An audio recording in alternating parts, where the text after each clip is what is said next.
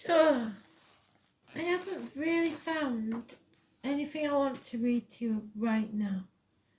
And I thought we did some reading on the runes, didn't we? And my son got me a new set of runes for Christmas. So, what I wanted to do is just pull a rune. I think that's what we'll do, we'll pull a rune. Because there's no point in doing, like, a full read. It's nearly bedtime. I'm going to do you a little Celtic cross, I think, in a bit. Oh, what's this in the book? There's a little tiny book with it, so let's see what it says.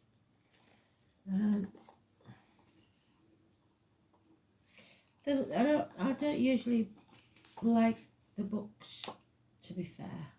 This one's proper stuck as well. There it is. So let's see. Casting for a little more insight, let's see. 3 rune spread, we'll do that then.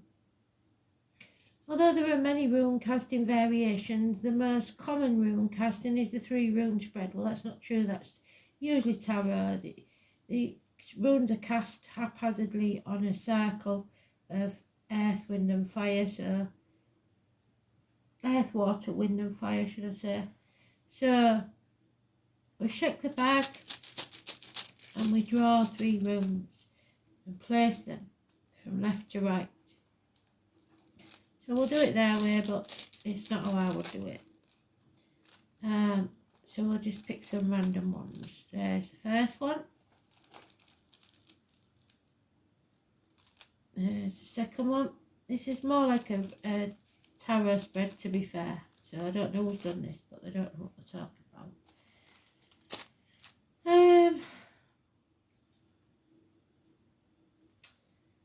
So the first one, obviously, is supposedly the situation. And the past. And this one represents the forces acting to or against the issue. What exactly the issue is. And the third is the action that's likely to happen if you stay on your current path. But I wouldn't go with that myself. We'll see what it says. So we've got in the past. We'll go by their little book and see whether it's any good. So, where are we? Sig. It should be Sig.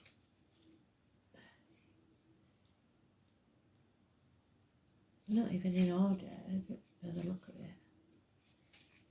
See, this is the thing, when spiritual people are involved and it's just a book of facts, really. It's not get there it is, Sig. Well, they call it Sowilo in here, but it all depends on where you get your runes from. It's supposed to be the letter S, not always, not as far as this goes. It's good guidance, wholesomeness, awareness, hope, goals achieved, and individual victory and honour. So that was in the past, though. Or that is what you're concentrating on. So we're going to have a look at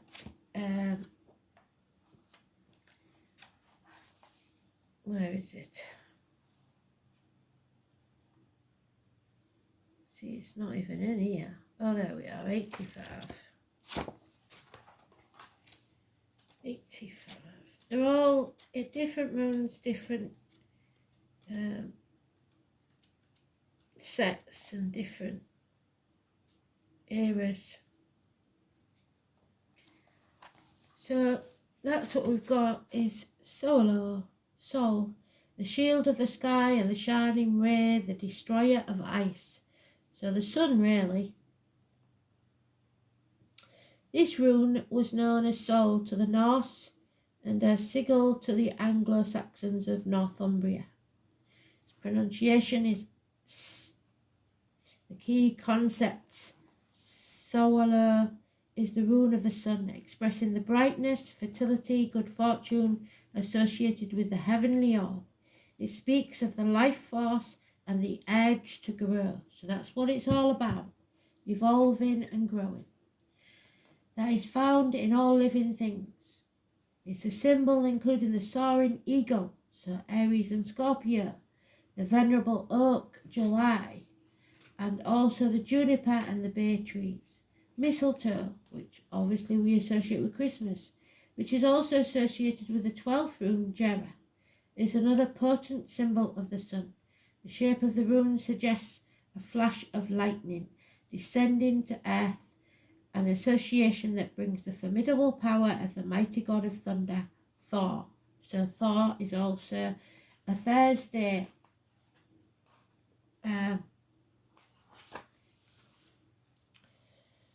The sun is considered to be female, personified as a giantess named either Sol or Suna.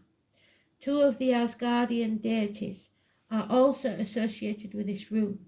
The first is Baldur, the beautiful and the beloved, yet tragic god who was slain by a mistletoe dart thrown by his blind brother. So brothers, sisters, siblings, trouble. Hodor, this myth expressed the cycle of the year and the duality of light and darkness. So there's good and bad in everyone, light and dark. The thunder god Thor must have a place in the symbolism of the rune because it looks so much like a lightning flash. Thor, the guardian of justice and order, was known for swift retribution that he dealt out to wrongdoers. Maybe that's what's happened.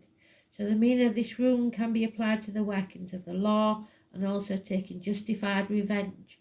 I don't suggest you take revenge on anyone because karma is served by itself. In the harsh northern world, the sun was the beloved by all. Sowilo is thus primarily a rune of love. Its appearance in a reading casts a warm glow over all the other runes present and undoes much of the harm that they may foretell. It is also a rune of hope, promising that the sun will rise once more. Even when one is in the darkest of night, it is a particularly good rune to draw when one is in trouble, because it will ensure a happy outcome. I might also say that Sowilo express the idea of poetic justice, because it indicates that wrongdoers will gain nothing but an apt punishment for their offences, so be very careful.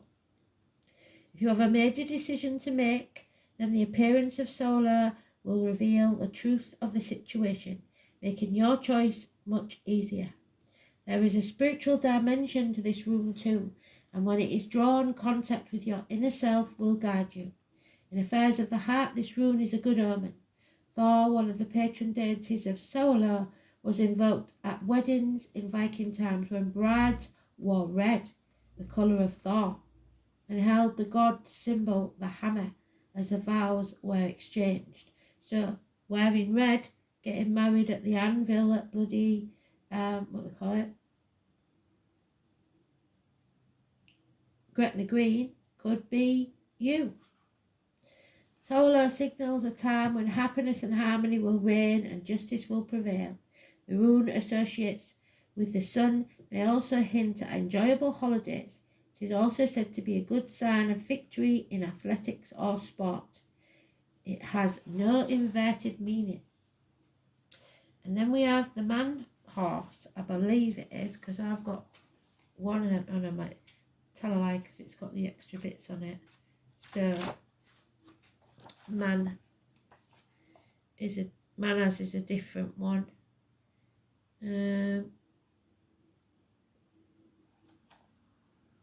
Let's see if I can find it.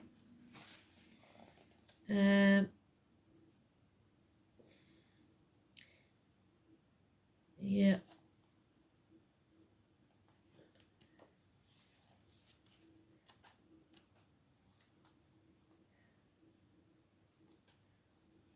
So, it is mankind. I was right. Mannaz. So, Heimdall, in his form as Rigger, the god that stands between. So something is coming between you and it or another. So let's see, shall we, what it is. So this success, this justice, something is coming between you. 2 words. There it is. Mannaz. The rune was also known as Man or Madder. Mannaz is the rune of humankind. Its variant name, man, should not be taken to mean that only those of the male gender are referred to. On the contrary, both men and women, all of the family of humankind, are in a sense governed by this rune. In runic tradition, one of the main traits of humanity is the faculty of foresight, and thus the symbolism of Mannaz is enriched by its identification with the keen-eyed hawk. So again, we've got the hawk mentioned. In terms of vegetable kingdom, the rune is associated with the ash and the elm. This link is made because Norse mythology states that the very first humans were fashioned from the wood of the ash and the elm. So we know from the Ogam, the ash is on the cusp of Pisces and Aries, and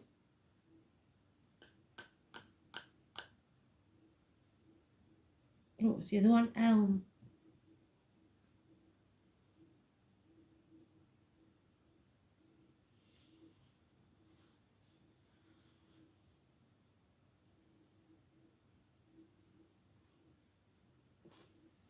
Yeah, I find it very hard to find ammonia, to be fair. We'll look in the Ergon book.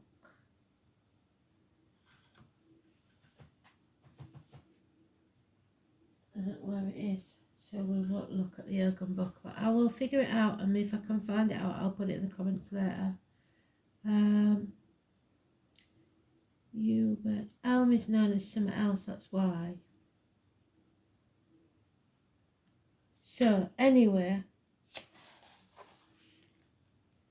although any myth that relates to the doings of humankind can be said to be relevant to this rune, the acts of Heimdall, the god who stands between, are notable.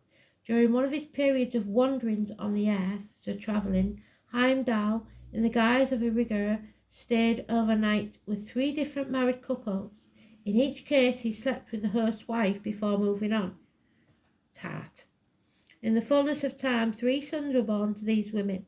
The first was named Thrall, the second was called Carl, so Carl could be important, and the third Jarl or Earl.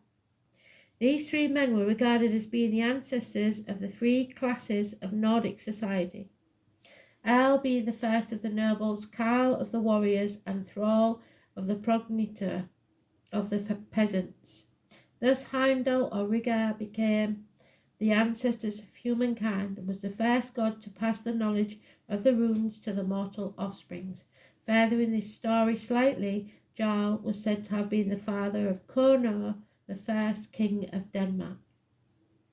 So it does have an upright and a reverse meaning.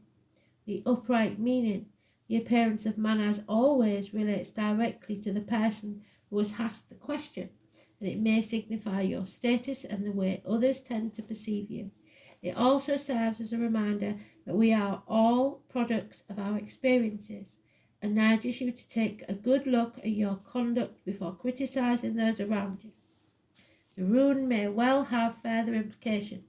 It can reveal that you have been deluding yourself and that you are not the person that you thought yourself to be. So when this rune is prominent in your reading, it's time for a reassessment and an examination of your motives and aims.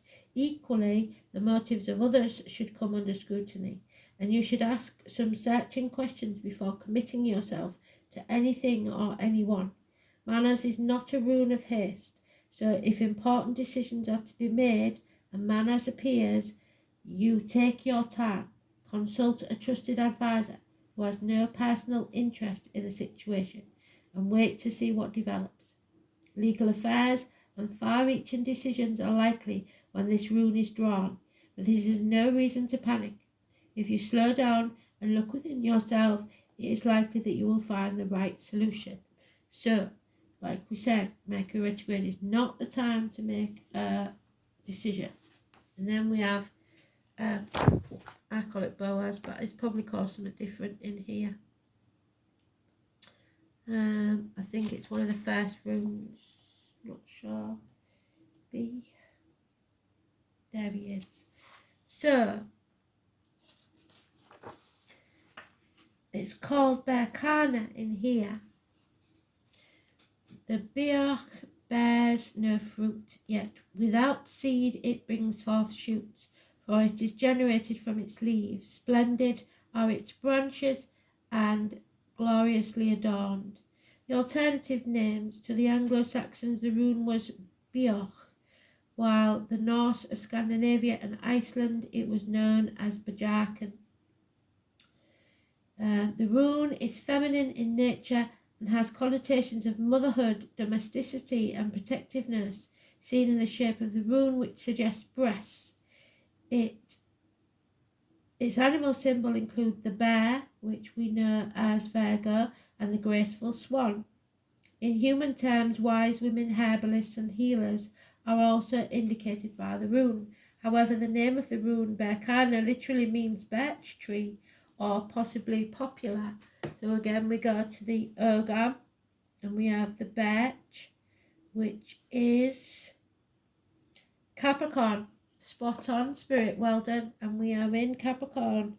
So, however, the name of the rune Berkana literally means birch tree or possibly popular, although it also has a symbolic link with a fair tree of all types.